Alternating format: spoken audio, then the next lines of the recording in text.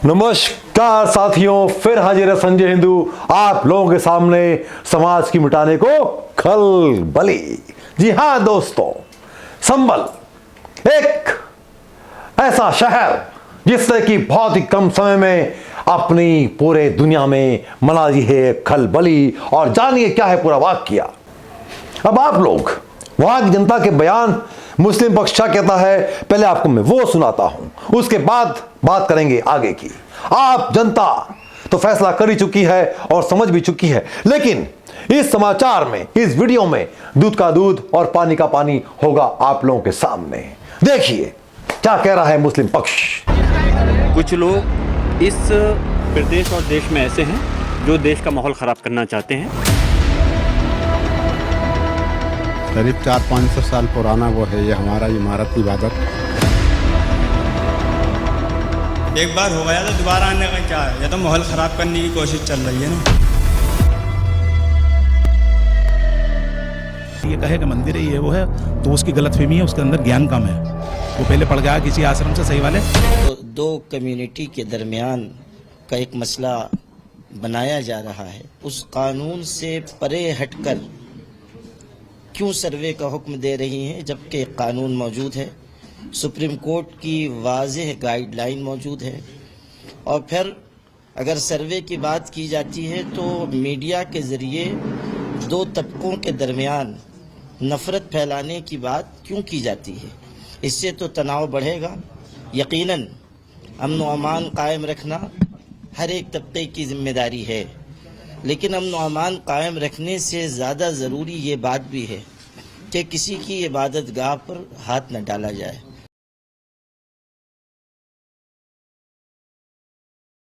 हासिल की बात नहीं है। और जो बातें आपने बताई कि सर्वे में ये तमाम चीज़ें सामने आई हैं, ये दिमाग की उपज है और कुछ नहीं है। ये कोई सबूत नहीं है, ये कोई प्रूफ नहीं है। किसी भी पुरानी बिल्डिंग को अगर आप देखेंगे और अपने दिमाग से जो भी जामा पहनाना चाहें उसको जामा पहना सकते हैं, कुछ भी तस्वीर पेश करना चाहें पेश कर सकते हैं। ये मस्जिद है, सदियों पुरानी मस्जिद है और सदियों पुरानी मस्जिद है और रही है। तमाम तारीख़ों में इसका जिक्र है। तारीख़ संभल में अगर पढ़ेंगे तो उसमें सन वाइज इसका जिक्र है कि 1300 कुछ में ये बनी थी। उसके बाद में ज़हीरुद्दीन बाबर ने इसकी तौसी कराई, मरम्मत कराई और उससे पहले मोहम्मद शाह तुगलक ने इसको बनवाया था। तो ये जो तत्व पेश किए जा रहे हैं, बताया जा रहा है, ये हकीकत के ख़िलाफ़ है। ऐसा कुछ नहीं है। वो मस्जिद है और उसकी जो बुलंद बांग जो दीवारें हैं, मीनारें हैं, गुम्बद हैं, ये तमाम चीज़ों की शहादतें देती हैं कि ये मस्जिद है। और इसको मंदिर कहना सरासर इतिहास के खिलाफ, हकीकत के खिलाफ बात है। लेकिन वहीं ये खुदाई के बाद जो मुस्लिम पक्ष के बयान सामने आए हैं, लेकिन जब खुदाई प्रारंभ भी नहीं हुई थी और सिर्फ सर्वेक्षण ही प्रारंभ हुआ था, उस वक्त वहां के स्थानीय हिंदू हैं, उनके मन में क्या कॉन्फिडेंस था, क्या विश्वास था और क्या थे उनके बयान जो साबित करते हैं कि कहीं न कहीं हरिहर मंदिर हिंदुत्व वहां पर था पहले से मौजूद। सुनिए हमारे के जो हिंदू परिवार रहते हैं उनके बयान खुदाई के पहले। मेरा नाम मुकेश कुमार शर्मा है और जब से हम यहाँ पर हमने जन्म लिया है तब से हमारे पूर्वजों ने ये बताया कि जिस समय 1526 ने बाबर ने यहाँ पर भारत में आक्रमण किया था, तब जब उसने संभल की अपनी जागीर अपने सबसे छोटे बेटे अस्करी को दी थी, तब अस्करी को उन्होंने ये जो हरिहर मंदिर था इसे एक मस्जिद के रूप में बना दिया गया। तब से ये जामा मस्जिद के ही रूप में जानी जाती है, वरना इसका नाम हरिहर मंदिर के नाम से। क्या विशेषता बताई आपकी पूर्वजों ने, खासियत थी जगह? इसके अंदर शिवलिंग है जिस पर आज ताला लगा हुआ है गेट पर, और हर एक मंदिर में बीच में एक कुंड होता है। वो यहाँ पर एक कुंड है और कुंड पे जो चारों तरफ टंकियां लगा दी गई हैं जिससे कि ये लोग अपनी उससे पहले वजू वगैरह करते हैं उसके लिए। पहले वो एक कुंड था जिसमें लोग स्नान किया करते थे और एक सरोवर था, वहां से जल लेकर चढ़ाया करते। अगर ये वो प्रमाणित नहीं कर पाते हैं कि मंदिर नहीं है तो कोई बात नहीं, तो जामा मस्जिद है और प्रमाणित होता है तो जैसे कि हमारा ज्ञानवापी पे हुआ है या मथुरा में हुआ है, ऐसे यहाँ पर भी होना चाहिए। और भी बुजुर्ग हैं यहाँ पर। क्या नाम है बाबा आपका? मेरा नाम मोहन सिंह है। मोहन जी ये बताइए कितनी उम्र हो गई आपकी? मेरी तो 84 है। 84 साल हो गए। तो आपने पीछे भी लोगों से सुना होगा, पूर्वजों से, बड़े बुजुर्गों से, पीछे जो ये मस्जिद दिखाई दे रही है, हरिहर मंदिर इसे हिंदू मानता है। बहुत लोग यहाँ पर श्रद्धावश सर भी झुकाते हैं, परिक्रमा भी करते हैं। क्या जानते हैं आप इसके बारे में? नहीं, ये तो अंदर पहले से ही मंदिर है रहा है पृथ्वीराज के जमाने से। और इसके अंदर अभी अगर ये इन्होंने बंद कर दिया, उसके अंदर गुफाएं हैं 4। अच्छा। हाँ, अभी पीछे एक मकान पीछे बैठ गया था, एक इधर बैठ गया था। 2 गुफाएं इधर जाती हैं, 2 गुफाएं इसके पश्चिम जाती हैं। तो ये जो बुजुर्ग थे काफी हमसे, वो हमें बताते थे कि हम इसमें आया जाया करते थे खूब। अच्छा। हाँ, तो अब क्या लगता है कि अब कोर्ट में हमने आ जाती है, सब पता चलता है। तो आप उन्हीं हरि विष्णु और हर शंकर जी का दोनों का मंदिर था ये। अच्छा। इसके सामने जहाँ बीच का सटल, मतलब पुरातत्व विभाग ने संरक्षित कर रखा है, इस वजह से निर्माण नहीं, फिर भी लोगों ने कर लिया यहाँ पर निर्माण। आगे बढ़ते हैं। अब जब खुदाई प्रारंभ होती है और खुदाई में मिल रहे हैं ऐसे सबूत जिसने कि राज्य सरकार के नहीं, देश की नहीं, विदेशों की निगाहें खोल दी है और मचा दी है मुस्लिम पक्ष में खलबली। दोस्तों, खुदाई में कई मंजिला नीचे दबी हुई मिल रही हैं बावड़ियां, जिसे बताया जा रहा है कि ये पृथ्वीराज चौहान के समय की है ये बावड़ी। आज खुदाई का कार्य प्रारंभ हुआ है और 4 से 5 दिन खुदाई के बाद अंदर और उतरने पर वहां पर कुछ गैसीय रिसाव होने के कारण उसे वहां रोक दिया गया है कार्य को। लेकिन ऐसी एक खुदाई नहीं, कई सारे कुएं खोदने पर भी और कहीं और जगह खुदाई करने के बाद भी मिल रहे हैं कई सारे अवशेष, जो कि प्रमाण करते हैं कि यही होगा कल की अवतार। देखिए पूरी रिपोर्ट और जानिए सच्चाई को। अब ये जो खुदाई आप देख रहे हैं, किसके ऊपर का जो स्थल था उसको तोड़ करके मकानों का निर्माण करवा दिया गया है।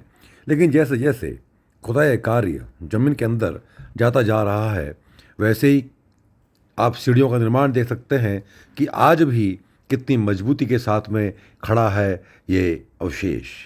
ये आप जो इमारत देख रहे हैं, इनकी सुंदरता और इनकी दिव्यता और बनावट जाहिर तौर पर साबित करती हैं कि या तो एक राजमहल का हिस्सा या फिर किसी राजा के सैनिकों के ठहरने की व्यवस्था का प्रमाण देते हैं।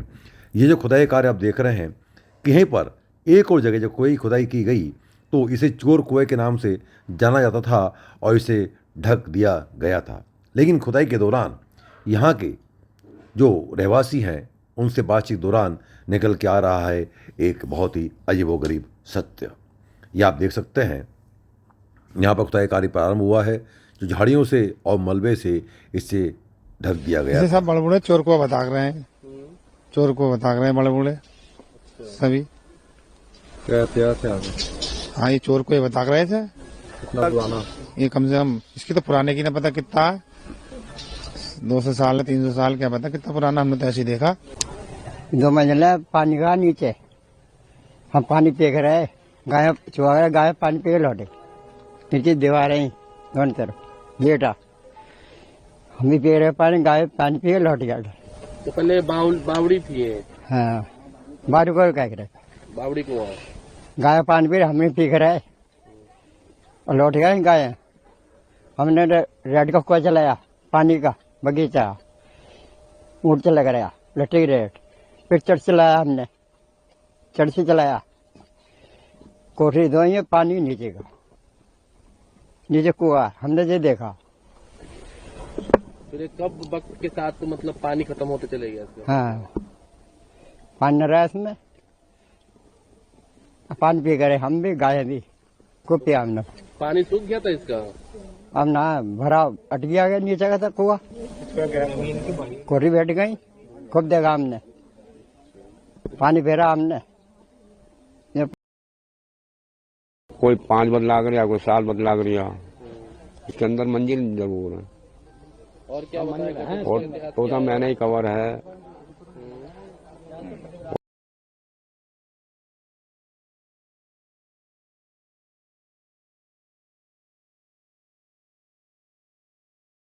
इन सब वाक्यों को देखते हुए और चूंकि संभल में और भी है बहुत कुछ, जिसके प्रमाण नित्य प्रतिदिन खुदाई पर मिलते जा रहे हैं। राज्य सरकार ने इसी को ध्यान रखते हुए पूरे संभल को सुरक्षा घेरे में लिया है और कई करोड़ों रुपए कैमरे वहां लगाने का कार्य हो चुका है प्रारंभ। क्योंकि पूर्व में जब दंगे हुए थे तो शायद ऐसा माना जाता है कि इसके बाद ना इसके पहले ऐसा भयावह मंजर कभी देखने को मिला था।